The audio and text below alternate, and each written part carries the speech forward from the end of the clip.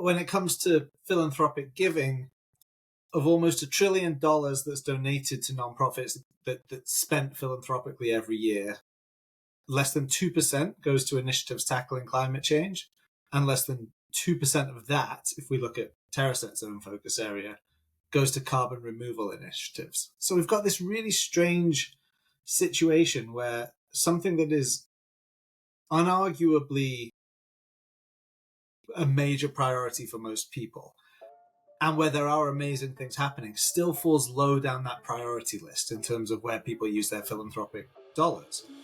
Welcome back to the Clean Techies podcast, where we interview the top climate founders and VCs to get their best advice for you. In this episode, I chat with Adam Fraser, CEO at Terraset, the Anti-GHG 501c3. Philanthropy and climate is a hot topic. Leading up to this episode, I was getting questions left and right about the future of this space. And it's because there's seemingly so much money that could be in the space but isn't yet. That is the exact problem that Adam and Terraset are trying to solve. It frankly could not have been a more timely show. As always, thanks so much for listening and enjoy the episode. Also, please take a second to fill out our listener survey in the description or our Substack. We're eager to learn more about you, what you do, and how we can help. Now, back to it. All right, Adam, welcome to the show. How are you? I'm very well. Thank you for having me. Thank you. Well, why don't we kick it off? Who are you and what do you do? I'm Adam Fraser. I'm the CEO of Terraset, which is a nonprofit which uses philanthropic capital to catalyze permanent carbon removal, or CDR. You'll hear me say CDR again and again, so I'll get that disclaimer in now. Shout out to our sponsors, Net Zero Insights. Net Zero Insights' mission is to enable the transition to a sustainable future by giving decision makers access to the leading market intelligence platform on climate innovation. Through the Net Zero platform, Net Zero Insights provides high-quality data and insights on the climate tech venture market by being the best at tracking organizations and funding rounds. I personally have had a great time using this to prepare for the podcast and researching companies, funding rounds, VCs, and the latest I need to know about the climate tech ecosystem. Use the link in our description to schedule your personalized demo with the team and claim your 10% discount. Thanks again to the Net Zero Insights team for sponsoring this show. The philanthropic state of climate dollars, I think it's something that's so interesting. For some reason, I think leading up to this episode, more people have been talking to me and asking me about this topic in particular, and every time I've mentioned your name, so really appreciate you talking to us at this time, and I think it's going to be a really fantastic episode. Oh, awesome. It's fantastic to be here and appreciate you helping us spread the word about what we're doing and what other people are doing with philanthropic capital and climate, which you're absolutely right, is really important. Let's start off big. What is the state of philanthropic capital in climate? You know, if you ask people about the biggest issues facing humanity, climate change scores very highly on that list, in most cases, right? We know that some people are not so convinced, but in most cases, climate change is scoring very highly on the list of challenges we're facing.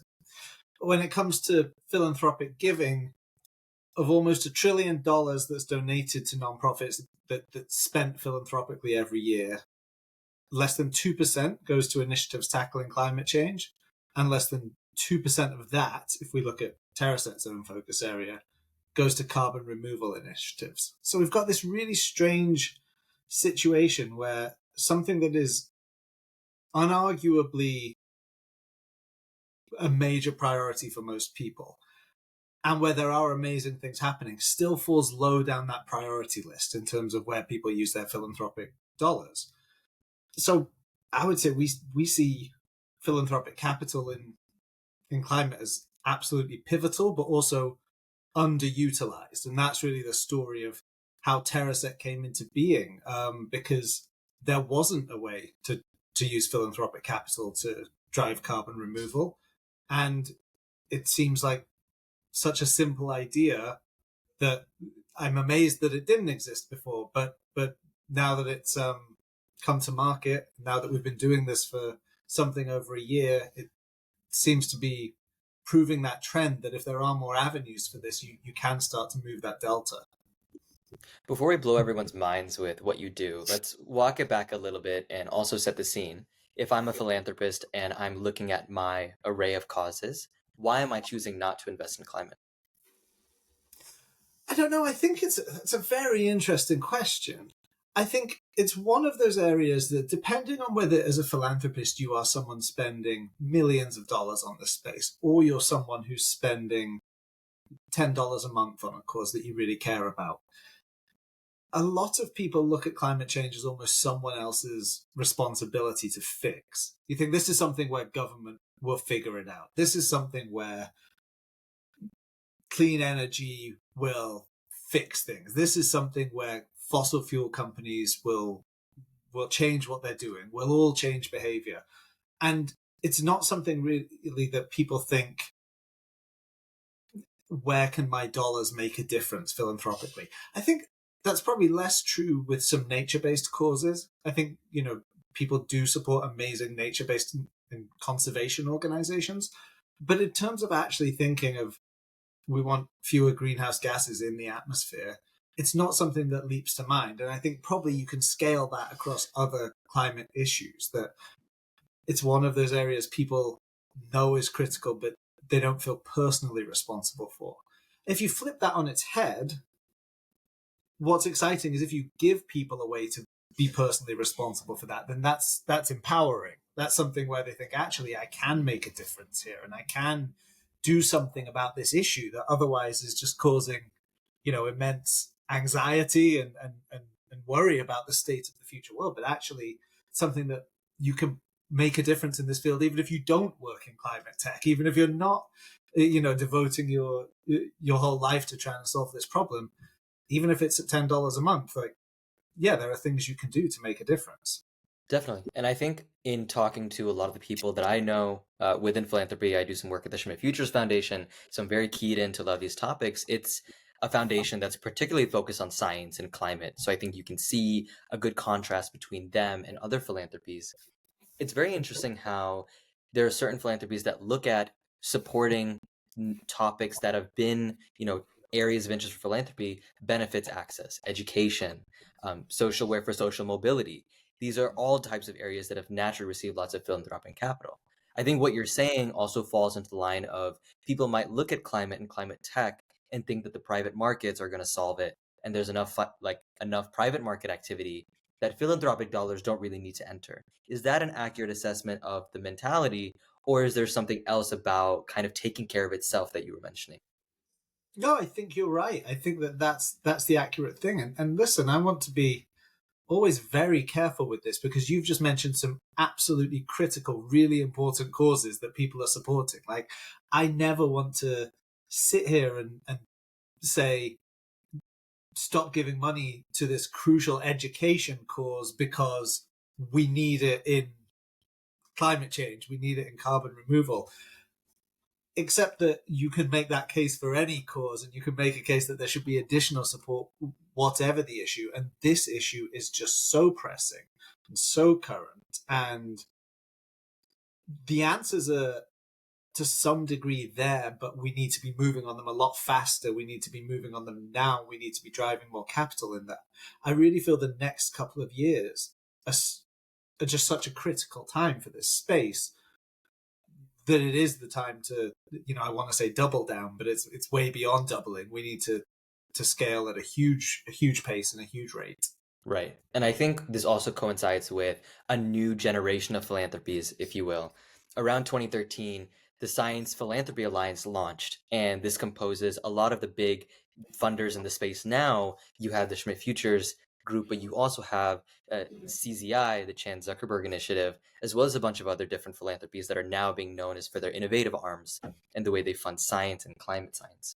I think that's a very interesting dynamic, where things that I've been hearing especially are that these different philanthropies are looking at climate science, and they're taking certain projects that they care about, funding that, but also way more radical to let those projects go and now move on to other things where they feel like they can make an outsized difference.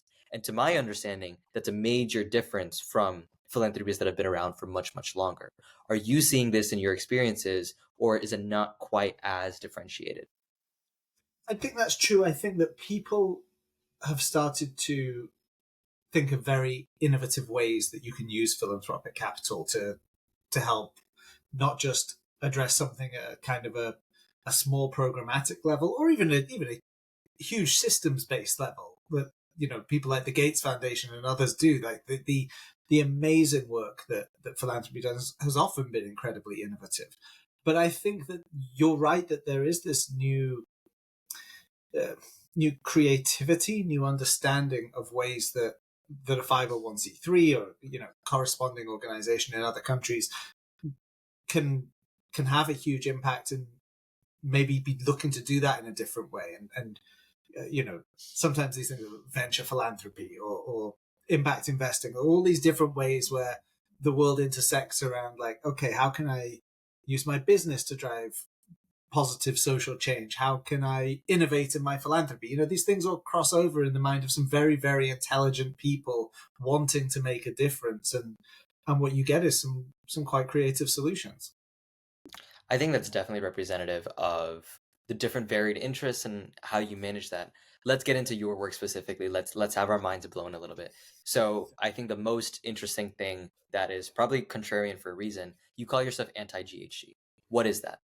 So being anti-GHG, being anti-greenhouse gas, it really reflects that commitment to solving this issue that everyone knows about. Greenhouse gases are a major contributing factor to climate change. That's been scientifically established for a long time. It continues to be proven. It continues to be an issue that gets more challenging. And we really just, as Terraset,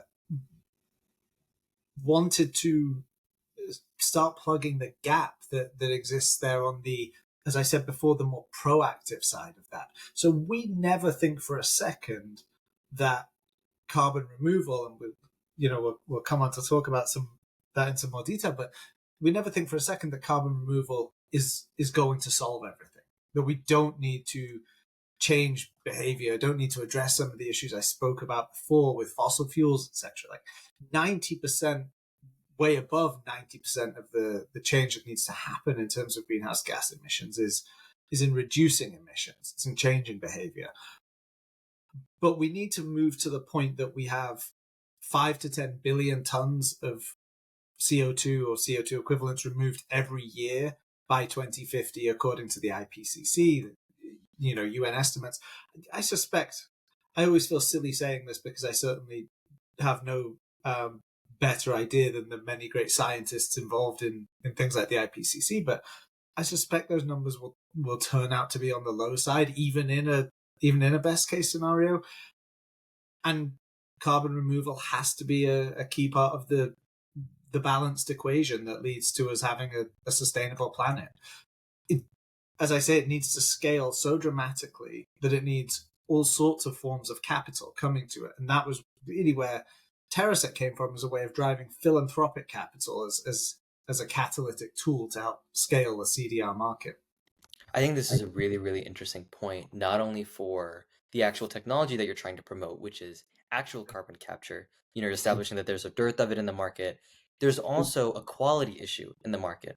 And there's an active conversation. You brought up nature-based carbon solutions, carbon capture solutions, and I wish I could have dived into it then, but bringing that to the forefront now, that is a topic that people have likened to oil commodities, where not every carbon credit and not every capture technology is created equal. And the only way that capture technologies will ever better themselves is when you get those what are called out-of-market solutions in market. And a lot of times, those are not financially viable for your traditional private venture investment. And so what you look to philanthropic capital for is bringing a lot of these out-of-market carbon capture solutions into the fray, where you can get project finance, where you can get private investment to push them forward. I'm curious, do you think of your role in the philanthropic space for CDRs similarly, or are you coming at it from a different angle? I think we think of it very similarly. So the model that Terraset uses, the model that we've kind of built ourselves on to this point, is in purchasing tons of removals from innovative CDR companies that are somewhere along that scale, from somewhere along that journey from startup to scale.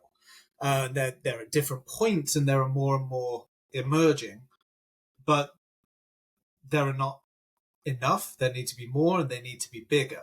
And as you say, there are a number of financial challenges to the establishment of any company in any field, but in this field, there's tech risk, there's securing project financing, there's capital expenditure, there's all sorts of challenges. When we purchase tons of removals from those companies, we not only move capital to them, and we not only give them that capital to remove tons of greenhouse gases from the atmosphere, which is what we exist to do, but we also take on the catalytic effect that you spoke about, because they can use that to point to customer demand, which can be crucial in securing project financing, or it can be crucial in closing a round of investment. So I have anecdotally been told by companies we're working with, even companies we're talking to, that, just having this conversation helps move us forward with other sources of financing as well. And then that's really exciting to me, because that's where your money can do, far more than the dollar value would suggest, but can really have an amplifying effect. Hey guys, we need your help with something. In order to better understand what you like most about the show, what you dislike, and how we can help you, please take 7 minutes to fill out our listener survey if you haven't already. It only takes about 7 minutes, but it will drastically improve our ability to give you the best content that you're looking for. Thanks for your help. Now back to the show. Mm-hmm. Yeah, I think it's quite fascinating to understand your role there, and just actually buying from these solutions rather than investing in them, hoping that there's somebody on the other side. So I like that. I guess the thing that stands out to me is there's I want to understand, how did you end up getting into this? Like, what's your story of going from kind of journalism into philanthropy and eventually into climate?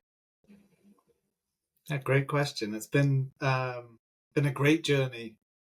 Speaking as the person who's experienced it, it was never a planned journey at any stage.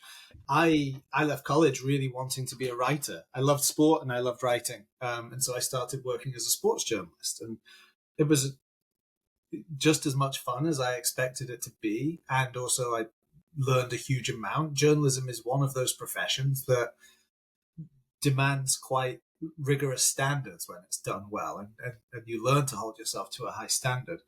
I also found myself interested more and more in the business behind sport versus what was happening on the field. So I started writing more and more about the business of sport and started doing that full time. And tied into that, just emerging at that point, was really the social impact of sport, which has become, over the last 15 years, something that's way more common, the positive impact that sport can have in the world, that athletes can have, that teams can have, brands use in their purpose marketing. And that journey kind of continued for me to the point that I was doing more and more in the social impact space around sport. And then around 10 years ago, almost 10 years ago, had the chance to move full time into that field with the Laureus Sport for Good Foundation, which is an amazing organization, which was founded under the patronage of Nelson Mandela after the role he saw sport play rebuilding post-apartheid South Africa. And it uses sport as a tool for education, for employability, gender equity, racial equity, all sorts of critical issues, working in 50 plus countries around the world. And I was the fundraising lead for the organization. Then I was lucky enough to be the chief executive. And, that decade working full time in the philanthropic space really has been, one of those pivotal moments in my career, and where I've just thought, this is somewhere where I can make a difference. When I had the opportunity to come to Terraset and move full time into climate, it was a wrench in terms of leaving a role that I absolutely loved, but it was really exciting because of the potential that I feel like this organization has, and the challenge that's ahead of it. Something I've said before is, imagine 20 years from now wishing that you tried to make more of a difference in this field and you didn't. And that's why I think it's such a privilege, and I'm sure you both agree, and I'm sure many of your other guests would as well, and listeners, such a privilege to be working in this space because it's so important, because the challenge is so big. And so when the opportunity came up to take what I knew about scaling a nonprofit, raising funds, being impactful, building a team to do that, the opportunity was just too good to turn down. And the people behind Terraset, the founders, the people who make up my board now, are just incredible people who are driven and committed to this challenge and have brought this to life. And I feel very lucky to have been, tasked and entrusted with the part in scaling it. What I'm curious about always is, what did you learn in your past experience in the non-climate world that really translates well into, and that you use a lot in kind of the work in philanthropy, at the intersection of philanthropy and climate? So it's a really good question. Couple of things, I guess I would say. One is doing things right. I've spoken a lot already in this conversation about the need to do things fast. And that is important, right? We need to be willing to try things and fail, but we also need to make sure that we're really learning as we go and that we are minimizing those failures where we can. And that's something that, my time at Laureus was a really good grounding in that, because we were entrusted with funding from some major brands, from some high profile individuals. We worked with a lot of the world's biggest athletes. And that means that they are putting their reputation on the line to an extent in working with you. Like, you are representative of them as well. Somil, you talk about your work with the Schmidt Futures Foundation, right? That there are names involved in that, of families, of individuals that they want to be known for doing good work. And it's the same with your ambassadors, with your board members. So making sure that we live up to the trust that's placed in us by people donating, that we said before, all the amazing things, all the important things people can donate their philanthropic capital to. Like, we need to make sure that anyone who's donated to us thinks that was a good decision.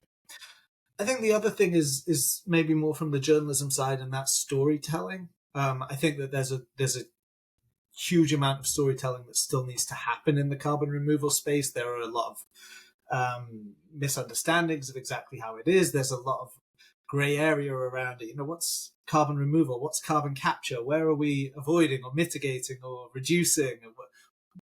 That's not something that I think the general public are necessarily aware of, those nuances. And we need to figure out to what level they need to be aware of it and tell that more compelling story. I said before, it's amazing to see the journey sport has gone on over the last 15 years or so in realizing it can be a force for social change. And a big part of that has been storytelling. And I think the lessons from that can come to this space will be really valuable as well. Yeah, the point of doing it right is something I think is kind of underrated in a lot of things. I mean, if you really think about it, there's been bad actors in climate, and I think that everybody could really stand to think about the responsibility they have if they've raised any money from anybody, right? Like, take total ownership of what you're doing and do it extremely well and persevere, because there's a lot of people who are just, they might be jumping in because it's, hey, I want to make a difference, but they may not have that resolve to really make it happen. And just think about, who are they doing it for? It's not just for themselves, it's also for the whole planet, and in particular for the people who've invested in them, right? So I think that's a really interesting point you bring up that I think a lot of people could benefit from. I think one unique perspective that you probably do bring is you come from a non-climate background, so to speak, and now you're in climate. You're also able to look at it from that way. Funders, when they look at putting philanthropic dollars towards a cause, a lot of them didn't come from climate, right? So they genuinely have to align how climate fits into their priorities. And honestly, I found it really interesting that they call it their portfolio of investment solutions across philanthropic dollars. How do you think your skills coming from non-climate to climate help you communicate what you do to funders who have priorities outside of climate? As I touched on before, I think a big part of what we're doing is almost democratizing that access, because, as I say, this can be around $10 a month. But even when it's hundreds of thousands or millions of dollars, giving people a way that they can make a difference. And this didn't exist before. You could hypothetically go as an individual and find a way to purchase carbon removal from an organization and figure out a way that you were going to do your due diligence around that, and figure out a process and negotiate a contract and do some work like that. And there are some of the more established organizations in the space, like Climeworks, who have different models where you can, as an individual, purchase from. But to be able to have that in one place where the due diligence is good and built on the knowledge that exists in the sector, we're not trying to build a huge team of researchers. We want to capitalize on what's already there. And to be able to get a tax receipt for that. Donations to Terraset were a 501c3. They're tax deductible, which means that can benefit, you as an individual donating, but it also means your money can go further in this critical area. And so telling that story of like, okay, if this is something you want to make a difference on, this is why philanthropic capital is so important at this point. This is where in some ways it can do more than other forms of capital. This is where it can unlock other forms of capital. And a lot of the people that we're talking to who have built successful businesses, or they lead other innovative organizations, I think they are attracted to that as well. They're attracted to the fact that they can really see the difference that they're making mapped out over the next few years to really address this issue. I think it's a really powerful combination of the desire people have to make a difference in this space, and also the desire they have, or the enthusiasm they have for catalyzing something, for building something, and being part of helping something scale. Mm-hmm. Yeah, and you answered one of the questions we have, which is, why did you choose to make it a nonprofit versus doing it as a for-profit entity? But it sounds like you've answered that, right?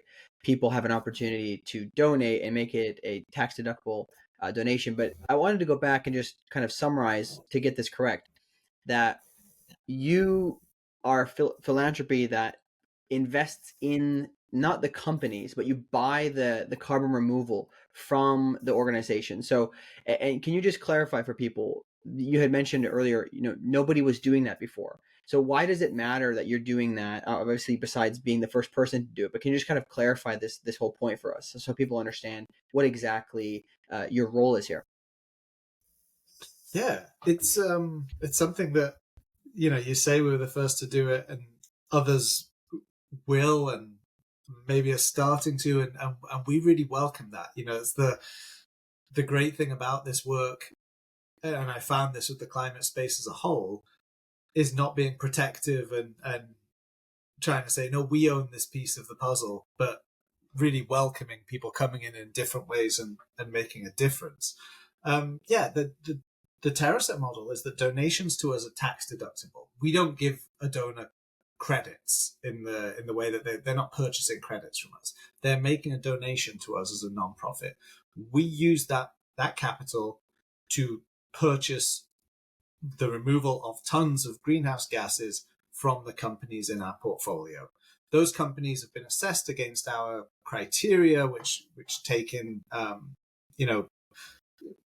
metrics across areas like being additional, verifiable, long-term, ethical, scalable, validated, catalytic. We then build partnerships and purchase agreements with the organizations that pass that due diligence and that we have the funding to support. And that's an important point, because with more funding, we could support more organizations. There are more people coming to us for funding than we have the capital to support at this point. And hopefully that never stops, because that will mean there are more and more companies coming into the space. But we use it to purchase from them, and that's revenue for them. And that's really critical, because they are securing venture capital from somewhere else. So they're securing, different stages of investment. Maybe there are ways they can be getting support for capital expenditure from either the IRA, from different opportunities or other sources. But revenue is key to the growth of any successful business at some point, and being able to look at revenue is a vital part of securing other capital. I think the model that Alex and Chris and the team who originally came up with this concept with is based on how areas like solar power have also scaled, and the different agreements that can be built to say, like, when this is available, when you have done this, yes, we will purchase. That unlocks more money. That lets people that lets people build, and so that's a key part of what we're doing. I'll say I don't want to complicate our narrative. I think it's really good that we have a simple narrative of like, here's what we'll do with this money, here's why it makes a difference. But we always ask companies, like, what else could we do? What other ways are there we could support you? What would be most powerful? We're only something over a year old, so we still absolutely consider ourselves learning, and I hope we never lose that learning mindset. But at this point, we certainly have it, and we always ask them, what could we do differently? Generally, the answer at this point is this is what they need. That revenue is really, really key to helping them scale.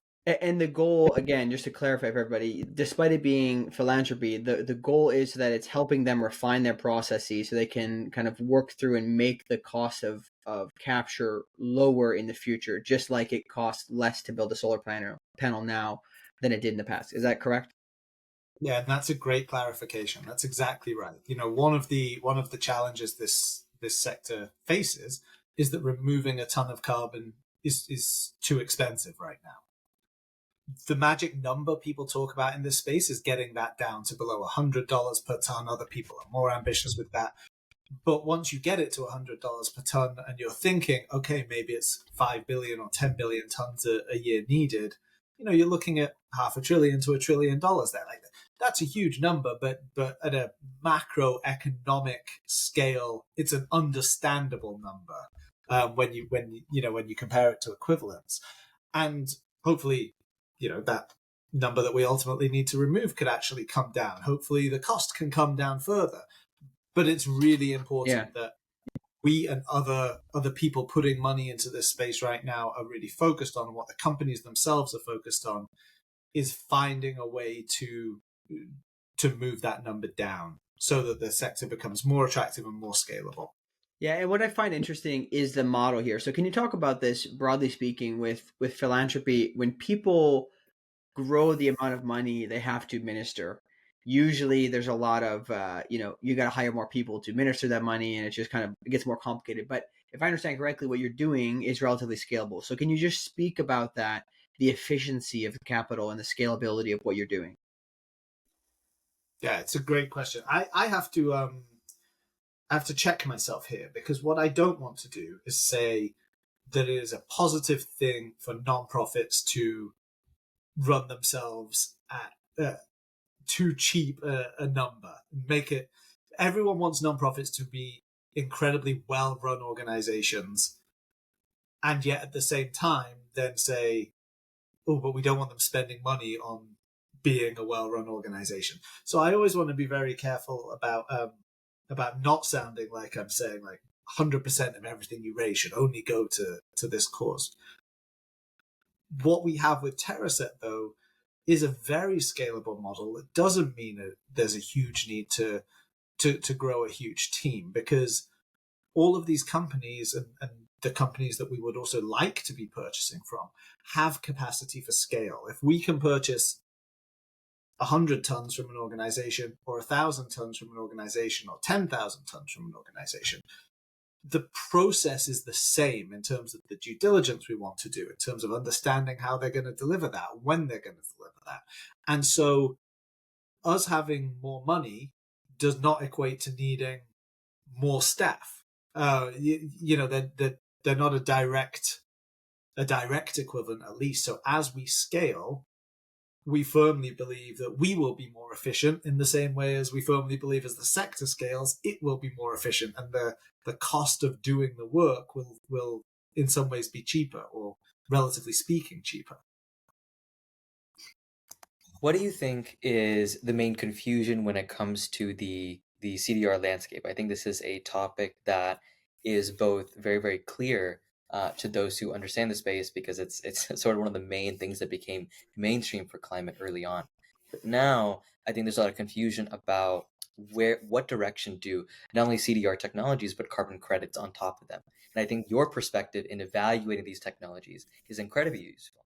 So I want to ask two things. The first is, what does the landscape look like? And the second is, how do you think about evaluating them?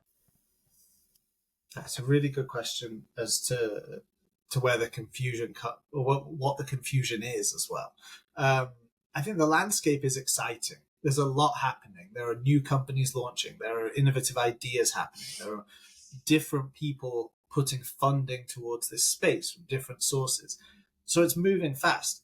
In a way, that makes it more confusing if you're on the outside. And I think that's something we always try to remind ourselves is we are on the inside of this. We talk about carbon removal all the time, and we talk to a lot of people who talk about carbon removal all the time. And even when we're educating people about it, they're people with a desire to start doing more work in this space and to understand it. And so there's a buy-in there. If you move out to all the people that we want to be interested in CDR, who maybe know nothing or very little about it, all they maybe see about the entire space as a whole is an article somewhere about carbon credits not being delivered, or companies not doing what they've said they'll do, organizations not doing what they've said they'll do.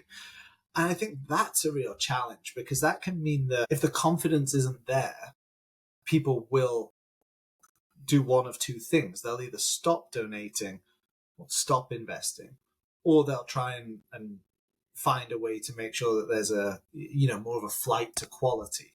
And that's certainly something that we see CDR as being able to provide.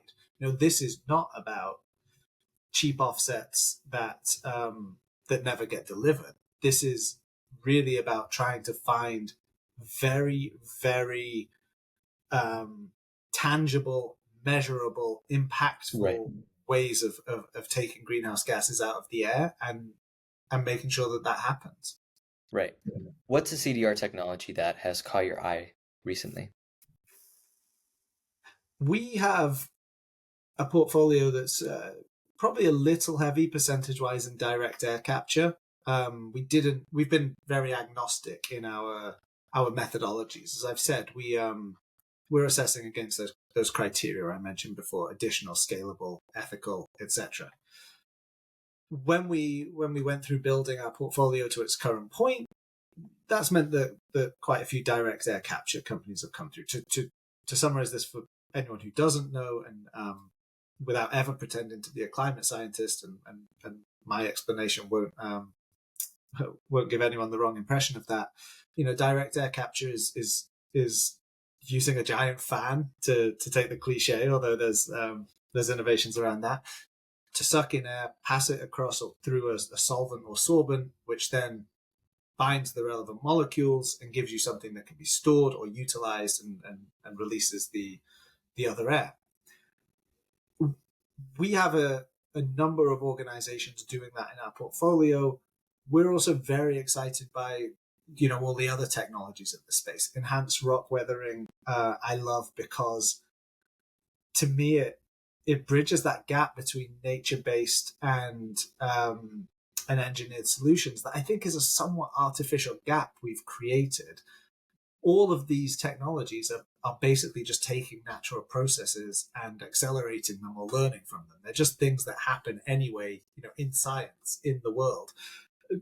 At some point in nature, CO2 molecules react with molecules in the ground and form calcium carbonate, limestone, and that's something that that happens at a geological scale. Enhanced rock weathering is just trying to speed that up, and I really like that as a way that I think people who are not so sure about the tech side of things, but maybe they really they believe in the natural world as we do, really see really can sort of see that it's an artificial line we're drawing between those areas. I think the final thing I would say on it is I really love the co-benefits we see. So we are focused on removing greenhouse gases. Like that is the core part of the mission. But we're also very interested in the co-benefits that come with this space. And so we have organizations in our portfolio like Octavia Carbon, who are driving job creation and livelihoods in East Africa. We have organizations like Capture 6, whose process involves the creation of drinkable, potable water from brine. We have, organizations like Andes who rely on capturing carbon in soil, which improves the quality of the soil, which improves crop yield, which, you see here each of the co-benefits also starting to address another problem we talk about in climate. And that's what really excites me about the climate space as a whole. As I've come into it, you just see all of these areas that actually multiple problems kind of have one solution, or they can become each other's solution if we can get the right things lined up. And that's what really excites me. Yeah, I think the idea of co-benefits is quite interesting. I wonder if there's ever going to be a way to try to help price some of these things in, because maybe other people can help pay for something if there is a co-benefit, but they're not paying for the full removal, to try to reduce the prices. I'd be curious to see if that happens. And by the way, we have had carbon capture 6 on our show, so nice to see the stars aligning there. I guess I'm really curious about who can invest in this, because, or who can kind of give to this initiative, because we didn't talk about how you're funded and who can give. I want to understand the profile of who might be willing to or able to donate. I mean, really anyone. As I say, we are very interested in the democratization of access to this space. So we have people who are donating $10 on our website, either as a one-off donation or monthly. And that's really important, and we want more of those people. And then we have individuals who are able to donate a much larger amount. Some of them, high-profile individuals. So Tim Ferriss is a donor of ours. That's amazing because of his, contribution to our work, and it's also amazing because his profile clearly is something that helps us tell this story and that people connect with. And then in a similar way, we receive funding from the Grantham Foundation for the protection of the environment, from Conscience Bay Research. We are an accredited nonprofit in the 1% for the Planet movement. So all of those areas are also important in terms of the finances, but the credibility of this space is really key as well. In terms of future donor profile and scaling that, as I say, it's all important. I think that the people I talk to almost fall into two lanes at the moment. And they are people, lane one is people who just want to remove greenhouse gases from the atmosphere. This is a way to do it. This is a way they understand. It's tax deductible. It's all the things that we've spoken about. And then the second is people who say, oh, wow, you're onto something here, and helping Terraset scale and be able to do this more efficiently will then have a positive effect on the sector scaling. And they're the people who are more into the idea of like being part of helping to build something. All of that's equally important, whatever level it's at. You need, as a nonprofit, a diverse funding base so that you're not just reliant on one donor who might one day go away, or that if the market shifts, if things go wrong with a particular part of the market, that you're not suddenly missing a huge chunk of your budget. The wider base you have, the more resilient you are. Yeah, definitely. And I think that overall like perspective on how to engage people and how to engage in this space is sort of a skill set and a mindset that is not very common. One way I like to think about it is back when venture was first introduced. I mean, venture's called an alternative asset, right? Alternative investing. So it's definitionally on the side of what you were normally used to. I think the way in which you do this sort of, it's not a financing model, right? Because you're essentially putting in philanthropic dollars, not for necessarily any financial return, so you can't really call it that. But I'm curious, people, when they look at the kind of way that you go about this, when I look at it, I think it's very, very unique.